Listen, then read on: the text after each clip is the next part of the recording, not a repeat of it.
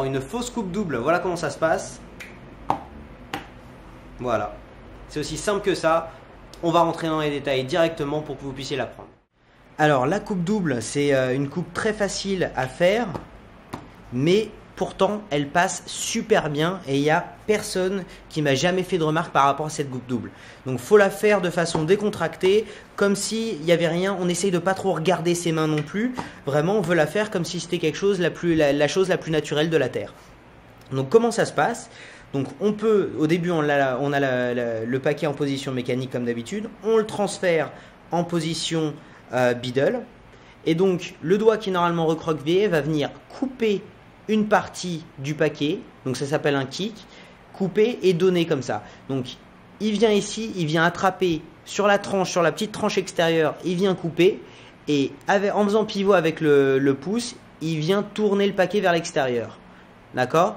Donc là, à ce moment-là, la main va attraper le paquet de façon un peu bizarre. Au début, il va falloir s'entraîner un petit peu, mais ça va être avec le bas de l'index et on le pince avec le pouce. Ce qui fait que quand on tourne la main, regardez, ça va être directement, ça va tomber. C'est pour ça qu'on la prend comme ça va tomber en position mécanique.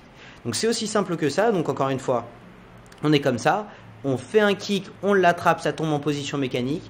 Et là, au lieu de finir la coupe, on va taper le paquet qui nous reste dans la main et on va pouvoir le lâcher et ensuite faire la même chose avec le paquet du dessus. Donc je vous le refais la même chose avec la carte retournée, d'accord? Donc on fait un kick qu'on passe à la main ici, on tape et on lâche le paquet de la main droite, on refait un transfert de la main gauche à la main droite et on le relâche par-dessus. Donc au final on lâche le bas du paquet en bas et on vient remettre le haut en haut. Mais c'est le fait d'avoir eu un transfert comme ça et un transfert encore dans l'autre main, ça en général ça passe comme une coupe, comme une vraie coupe quoi. Donc voilà, c'est une très très bonne coupe. Faites-le comme si c'était naturel. Il faut vraiment que ça rentre un petit peu dans voilà, dans vos gestes quoi, et ça passera. Mais alors comme dans du beurre, il n'y aura pas de problème. Et voilà. Donc ça c'est une super coupe double, super fausse coupe double.